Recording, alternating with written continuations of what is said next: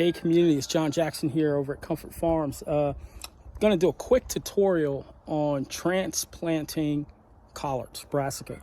Right now it's going into winter, and we've been getting freezing temps, and freezing temps are really what makes collard greens and other brassica plants, I shouldn't say other brassica plants, but other cold tolerant brassica plants do really, really well, like kale, you know, and your collards and whatnot, cabbage as well too.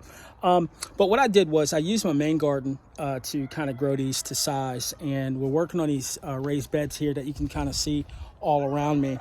And what I have here is a template that is square foot gardening, because you know you have to, if you have a small farm, the biggest thing that you're trying to do is you're not trying to maximize acreage, you're trying to maximize per square foot.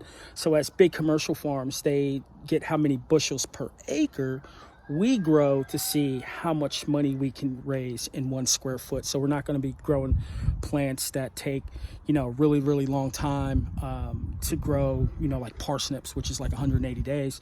We're going to grow faster varieties anywhere from, you know, 28 days out to probably 72 days in our square garden.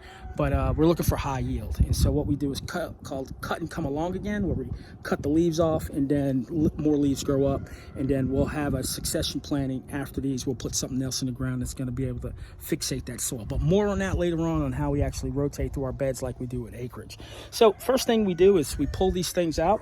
What I'm going to do here is, as you can see, I am going to identify, okay, here's my square foot. I'm going to take my hole, open up a hole. It's big for the root.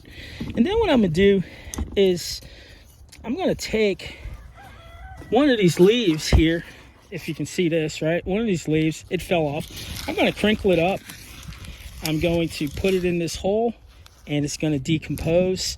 And the biggest thing that we're looking for is to get microbes and worms to come out. We're going to take these, see all those roots, kind of push all that down in here. I'm not sure if you guys can see this, trying my best on that, but we're just going to push that down in that hole. Then we're going to cover it up tight, so that way we get good contact on the soil, right? And we'll continue doing that. We'll continue doing that throughout, and then we'll finish up and keep on going. All right, for more tips, subscribe, like my page, share with friends. Tell me what you do for your winter gardening, and if you use any similar techniques for transplants. Later.